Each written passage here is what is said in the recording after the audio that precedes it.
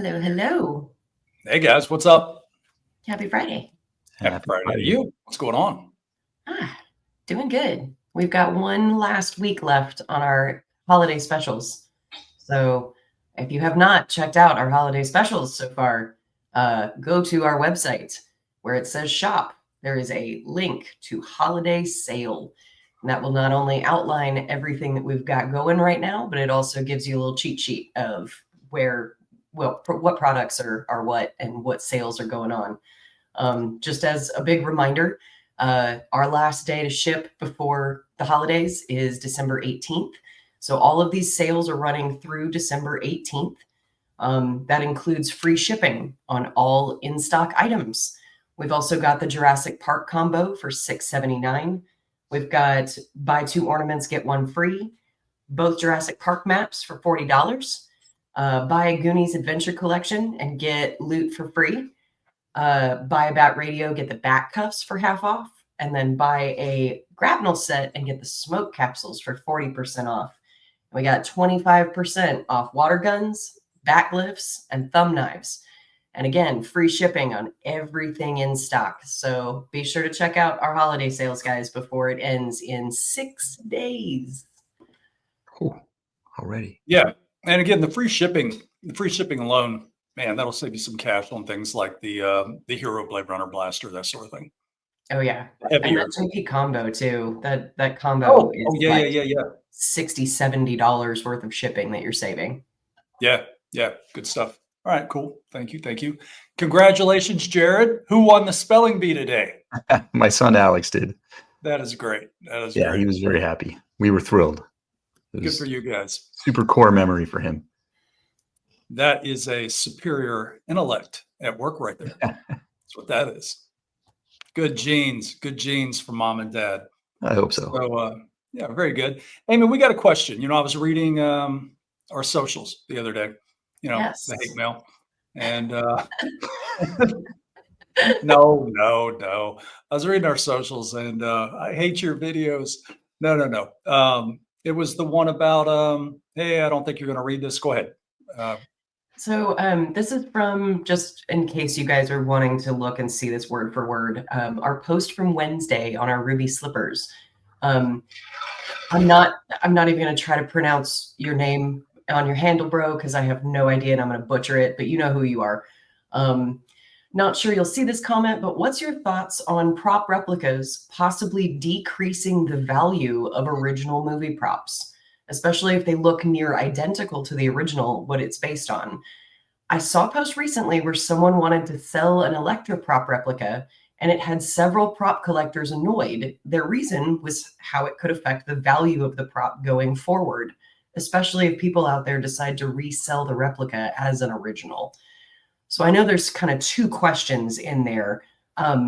Let's talk first about prop replicas decreasing the value of original screen use props. Okay. Yeah, I saw the question, and I've seen it pop up numerous times over the years on different forums, of course, like the RPF, that sort of thing. And there's two different ways you can come at it. The first part of the question, as far as and since this was tagged on to our post about ruby slippers, where we were saying, wow, look at an original pair of slippers just sold at auction for $32.5 million all in. I think that's a testimonial to no matter how many replica pair of ruby slippers are out there, it's not affecting the value of screen use pieces. But again, I get the spirit of the question, and I've seen this phenomenon. I've seen this over the years where a guy might own the one screen use, let's call it a whatchamacallit. He's got that one piece, and that person most definitely does not want to see replicas of pop up on the market, because they like that exclusivity. They've anchored their whole personality to owning that one screen used piece, and for replicas of it to show up on the market, in their mind, perhaps it devalues that piece. That most definitely happens with some collectors. Other collectors, friends of ours, we've all, whether it's in our own collections, people we know, whatever, who have, multiple screen use pieces. It would be like Thomas and his screen use Knight Rider rig, right? No matter how many of those we make replica wise, it's never going to devalue that one screen use piece. And he wouldn't care because he doesn't have that mentality like, I've got this and I don't want anybody else to have it. So try to think of a really good, I give you an example. I've got a friend who collects video games. And this isn't our friend in Texas, Jared. This is somebody else. And in particular, he collects two video games. He collects, and I've told you guys about this, I think. He collects the old Tron Upright arcade games, and he loves the old Star Wars Upright arcade game. No exaggeration. I think he built a warehouse to house these things. He has so many of them. I think he's up to about 25 Tron machines, and they're all perfect. And he's got probably 18, 19 of the Star Wars machines. And they're just all lined up. It's insane when you see a photo of it. It's like, why would you do this? And his mentality is the more he owns, the fewer that are on the market and other people can have. He likes that exclusivity. Call it maybe a wee bit selfish, if you will. But his mentality is, well, they're out there for anybody to buy. It's not like he has a monopoly on them, but he slowly buys up every beautiful machine he can find. And then that's not enough. Then he takes the marquees off of them and goes to shows and has them autographed. I mean, this is his sole thing when he collects these two games. And not enough to have the mint machines. Now he's got this thing where they've all got to be hit and autographed by, his favorite actors involved with the films. This is an example of a guy who wants it all. This is the kid in the neighborhood that always got the new Atari game and told you about it in school. And then when you came over to the house, he wouldn't let you play it. That's that guy. I love him. But there's a little bit of something at work there when you want to lock something down so hard so nobody else has it. So that is certainly out there. And I'm not suggesting if somebody's got a screen use prop that if they don't want it replicated, that they're somehow selfish. I just think some people do kind of drift into that lane of, well, I've got this screen use thing, and if a company makes replicas of it, my screen use thing's not worth anymore, worth what it was. And it's really an apples and oranges thing, right? Think about, it's like pick a classic Star Trek phaser. That's been replicated to death. It's been replicated by Playmates, Master Replicas, the Wand Company. I mean, so many different companies have done their best take on a Star Trek phaser. And no matter how many people continue to do it, when the originals pop up at auction, the value just keeps going up and up. So I don't think the replica ever bastardizes the screen use piece. So taking this portion of the question, what do you guys think? Start with Jared. I would think it actually increases the value of the original because it's showing that there is such a demand and such an interest that people are making replicas to satisfy that need for people who want that item, right? Who know that, they're never going to be able to get the original. You may not ever be able to get an original ruby pair of slippers. You may not be able to ever get an original Han Solo blaster, but that desire and the demand for that particular item is so high. Oh, you're going to get the replicas. Absolutely. And the more replicas that are sold, the more desire there is, the more demand there is for that particular prop. And then when they do come up for auction, like the slippers did, that demand hits that crescendo. It's the wave cresting of $32.5 million. That shows that people love that prop so much that it will only increase the demand. It will only increase the price because there are so many prop replicas out there reflective of the demand of it. I completely agree. Yeah. I mean, that's almost verbatim. My take on it is, man, if there's that many replicas out there, it's just showing how much love, how much adoration there is for that particular piece. And that's what spikes its value. Yeah. So thank you, or you're welcome to whomever sold those slippers that we generated such a buzz for them. Right? Do we get a commission? All that. But no, it really does speak to that. And that's generally my take on it is the more love the market shows, for a given piece. makes it easier to justify what you paid for that screen use piece when everybody else is chattering about their replica. Yeah. So, and then that puts us into Amy. And generally, like you said, you look at it about the same way. I do, and especially the example that comes to my mind immediately is the X-wing that sold at Heritage several months ago. It was an original that was used as a miniature in Star Wars. It was lost for a long time in someone's private collection, and then all of a sudden, there's how many X-wings do you see on the market? I mean, in model kits, in fully produced models, in Legos, in just about everything, and that thing still sold for $2.5 million. So there's something about the need and the desire to own those that I feel like are always going to keep them valuable. Right. But that also kind of brings us full circle into the second part of his question, though.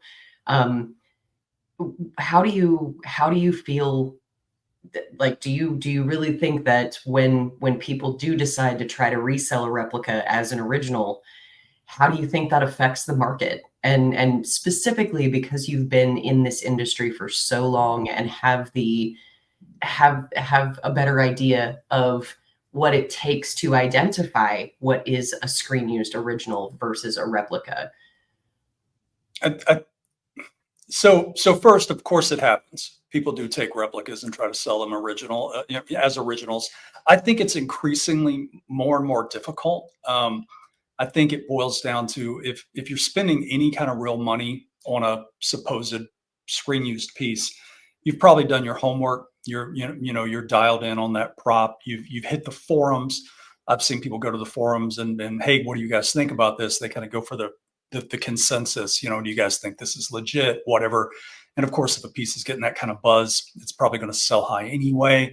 You always see it with Star Trek phasers because it's such a strong, beloved classic Trek, such a beloved property that there's always debate whenever screen use stuff pops up, supposed screen use, because there's been so many fakes. I mean, really good ones over the years that have tripped a lot of people up.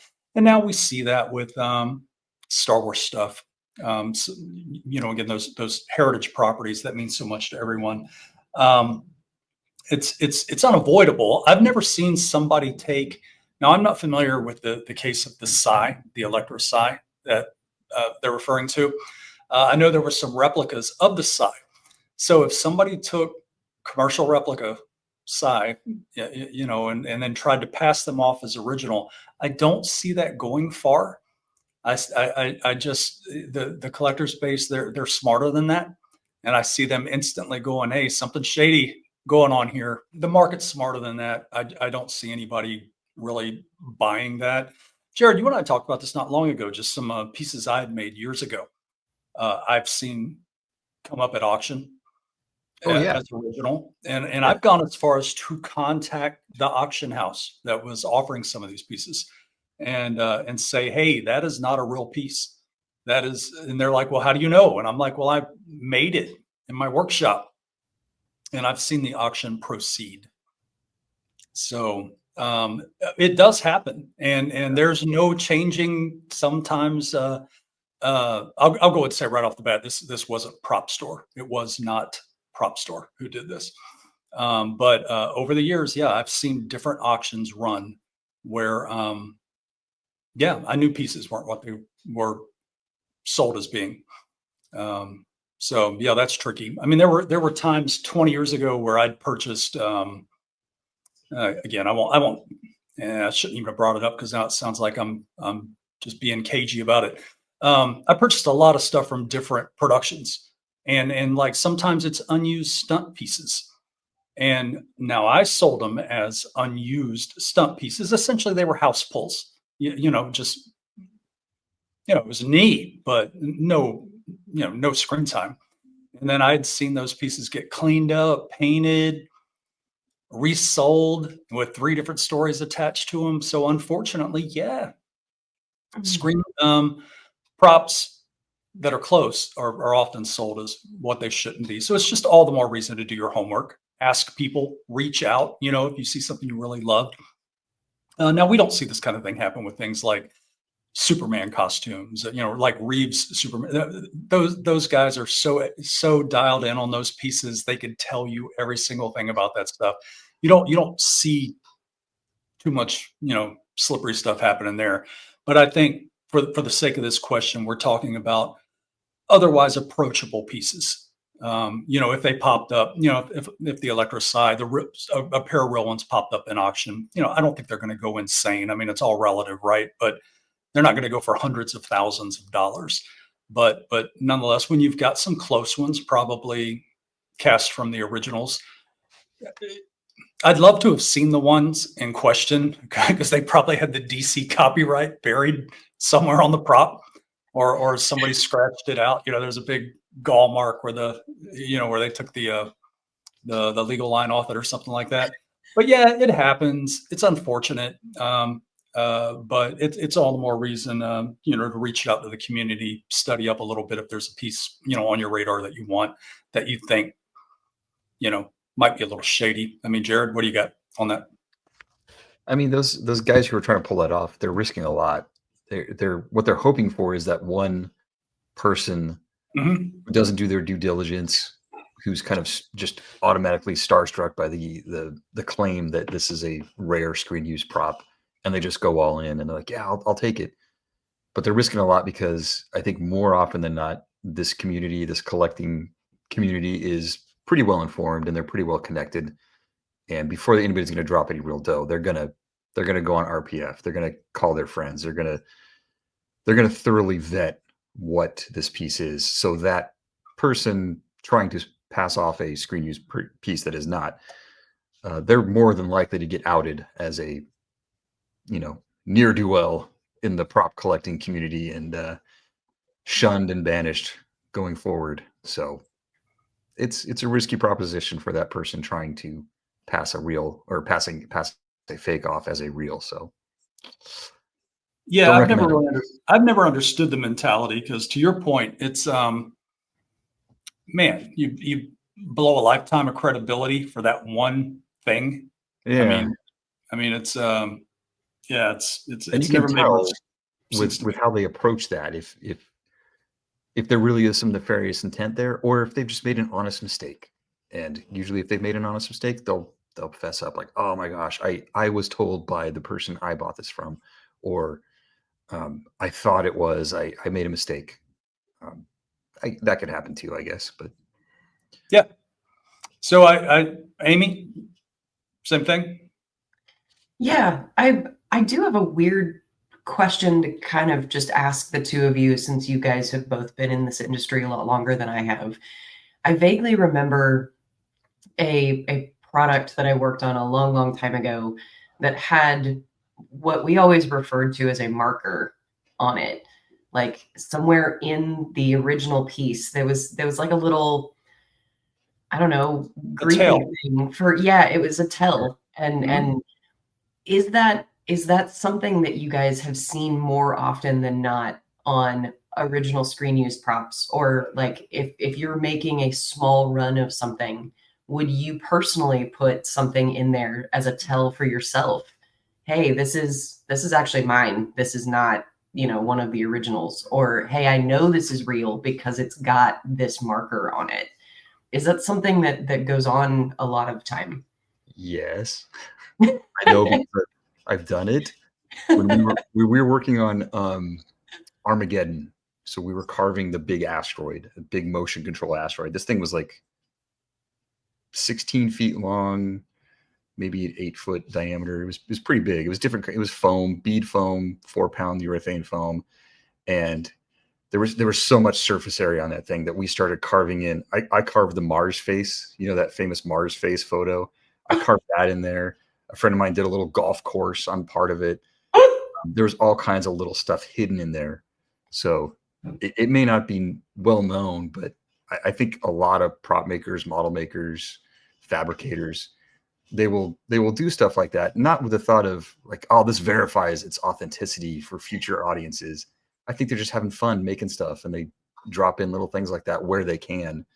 With handheld props, it might be a little different because those are there's not as much area to hide stuff on there without it being well known.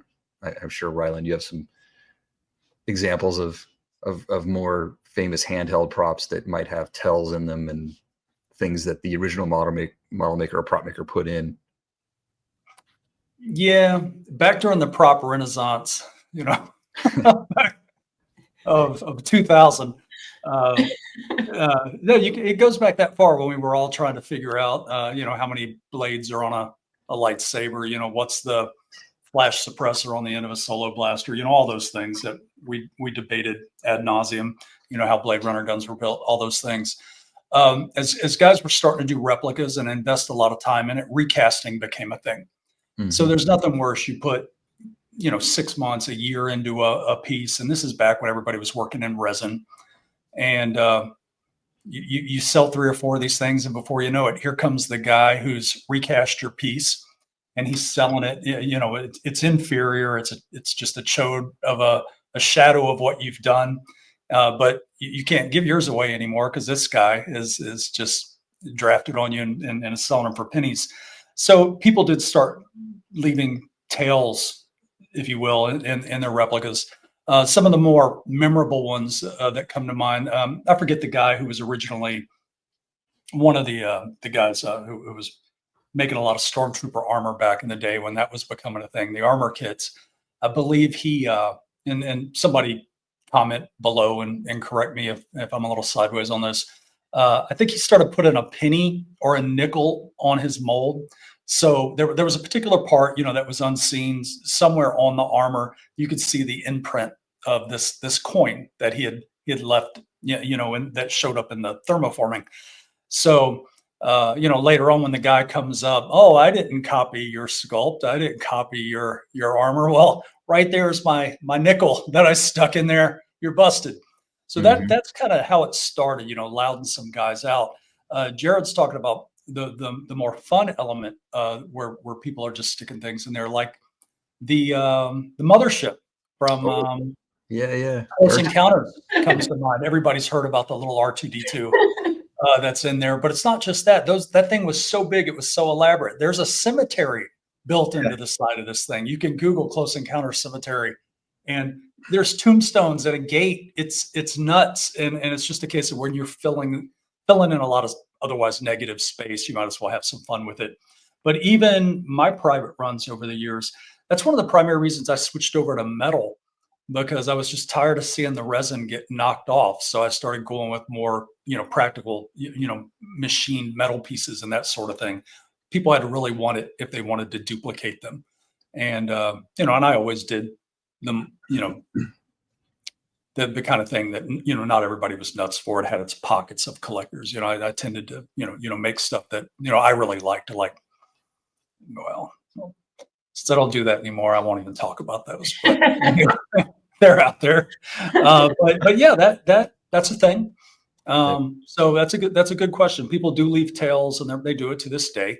And really, it came up yesterday. Jared and I were talking about a piece that we just finished and submitted over at Toho, and it's so detailed. There's no other word for it than it's got its own fingerprints. There are a lot of people who do things similar, and it's a common piece to see it in different forms in this particular arena, but there's no doubt ours will never be confused with anybody else's. It's just so elaborate, so over the top, so detailed that we would recognize it instantly if somebody got a hold of our files or something like that. So more often than not, that's kind of the way of these larger pieces. It would be the equivalent of like the oxygen destroyer over my shoulder there. It's so big, it's so elaborate. Someone would really have to want that to replicate it. And why, when there's a company selling them? They probably couldn't beat our price. There would just be so much effort.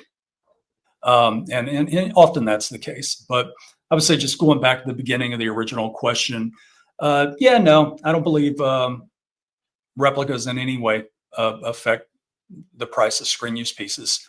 I don't believe they provide material for people to do seedy things. Otherwise, yeah, people are going to do bad stuff if they want to, but that would just be stupid to take such like just using our slippers as an example. They're unlike anything else that's out there. We would recognize them instantly. I don't know how they could be passed off as anything other than that would have to be, man, that would have to be some buyer to fall for those being. I mean, they look great. They're a good second, but there's a patina, there's lineage that comes with screen use stuff. There's a lot more than just say, hey, I got this screen use thing. There's a history to it. The older it's supposed to be, the more hands it will have passed through, the easier it is to validate what it is. I don't think replicas do a thing except, to Jared's point, highlight the popularity of a given prop. And as far as, replicas being sold as, I don't ever think it's the commercial replica, the licensed replica rather, that's passed off, because it's common, right? There's even in small runs, it would be like one of our ashtrays. Somebody tried to pass off one of our creep show ashtrays as original. I suppose they could, but I would think before anybody spent any appreciable money, just through conversation, somebody'd say, that looks an awful lot like Paragons. Or did you know a company named Paragon made this marble and pewter ashtray? And I think that's where the homework starts getting done. But as far as, bad actors doing seedy things, that's inevitable, unfortunately. I think, you're always going to have that element in any niche. You see it with football or sports collectibles and autographs. And that's a whole other thing we could get into is, autographs and how rough that market can be. I've never understood, when people pay, well, maybe it's a conversation for another day. We've talked about it before, but when we do shows, wherever, so there's, I won't loud any particular one out, but the authentic, I'm struggling so bad. I want to talk about it. Okay. The authenticity services, the guys who authenticate autographs, unless you see it done in front of you, it's a best guess. It is an educated guess. At best, that's all it is. That is why, for me, autographs, celebrity signatures don't really hold value. I know for some people it really does, but for me, I'm automatically thinking anybody could have done that, unless you have footage of that person signing that item. It's really never going to, or unless I was like you've taken pieces to celebrity signings and had them sign them in front of you. You were there, for you, it holds an intrinsic value because you were present for that signing. You met that person, they signed it for you. That's where the value comes from. For me, it would never be like that. If I tried to buy something and they said, it's signed by the actor, like, I wasn't there. I don't know. I don't care. Well, what I love is, I agree with you. What I love is when people have an autograph and then they go to sell it and then they go, oh, and it's authenticated by so-and-so, as though that means something. It's like astrology to me. It is, it's, were they there? It's like the Chinese zodiac. You're the monkey and you're this and that and everything else. It is such guesswork to me. Again, I get it. If it's an in-person signing that's set up where so-and-so comes in and he signs 200 things and they're over his shoulder. But just because these people are at shows authenticating, and that's when they're at their loosest. Like, pick your favorite actor and they're signing at a show. It's all too common to see the authenticity guys over off to the side, and they're there to authenticate whatever it is you just got done. I'm of the opinion that their due diligence is at its weakest then, because they're presuming you're being honest and you're bringing them an autograph that was just signed. Oh, well, so-and-so's sitting right over there. He just signed your stuff. Boom, give me $50 or whatever they're often. We know for a fact that is not a thing. I've seen experiments done where these people will readily authenticate things, I wouldn't put too much faith in that. I worry about those things. I think that's more common than the original question of, because there's big money in autographs now, right? Yeah. I mean, these guys are charging 4, 5, $600 at a show. Even the mid-tier guys are into 100, $200 now. And the lowest is 60 to 100. You know, it's just nuts. So it's, who's to say that a dealer or some guy didn't go to that show, and sure, they went and got 1 or 2 things autographed, but they have 20, you know, in their same pile that they did before they went to the show. It happens. And yeah, I just don't put a lot of stock in it. So I know that might irritate a couple guys, but it's just the way it is. I mean, it's a best guess unless you're standing over their shoulder to see it done. So autographs are tricky. I like them. I keep them more as mementos if I've bumped into somebody, or back when I used to, you know, in another life when I had some things, and you know, they're war trophies. But the new stuff, I don't really hunt it down unless it's, you know, somebody like William Shatner that I've just procrastinated forever, and I'm afraid he's going to die tomorrow, so I better go get the autograph now. You know, like it's in a whole nother video where we did this whole Nick Time thing about that. But I'd be more worried about the fake autographs than the other stuff. And that's just rampant in like the sports memorabilia field, footballs and football jerseys and all that. Although they have clamped down a little better on those in-person signings. And So, I mean, although I said I personally don't hold much stock in celebrity signatures. There is one that I cherish to this day that I did get many, many years ago. I know the story. Do it. It's Tom Selleck. Awesome. When my sister used to work at Home Depot in Thousand Oaks, California, and Tom Selleck, who was local to the area, he was always doing stuff on his house. He's a handyman guy. He loved doing carpentry work. He would always be in Home Depot. And my sister, he came in her line one time, and she just said, "I just gotta say, my brother loved Magnum PI growing up. Like, it was his favorite show." And I did. It was awesome. And he's like, "Oh, that's really cool." And he signed the receipt or something that we still have. And yeah, it was awesome. Tom Selleck, good guy. See, but that's the kind of thing that I would value in a signature of, like, okay, your sister went out of her way to talk to this guy at Home Depot that maybe she liked Tom Selleck, maybe not, but she went out of her way to be like, dude, my brother loves Magnum PI. And the fact that he was so cool to be like, dude, give this to your brother. That's super awesome. Yeah, and I don't think she did it like the first time she saw him. He'd always come in, and they even had like a little bit of a rapport, like, she, you know, "Oh, hey, how's it going?" You know, that kind of thing. And Yeah. it was like on the 3rd or 4th time she brought it up. She's like, "Oh, I gotta say, my brother loved Magnum PI." And he's like, "Oh, that's so cool." And then threw a little autograph on there. And I was like, yes. And those are the stories that if you go to buy an autograph, you should have a story like that behind it. Like, I got this from a guy who, and then there's a story attached to it. And that's what we do see that more and more often with the screen use props these days. The really good stuff tends to stay in collections, and they don't move around too often. But when they do, you could trace it back to somebody cool. You know, just like bringing it all the way back to the ruby slippers. I mean, you could get into some stories where, you know, Leonardo DiCaprio owned one of the original pair of ruby slippers at one point. And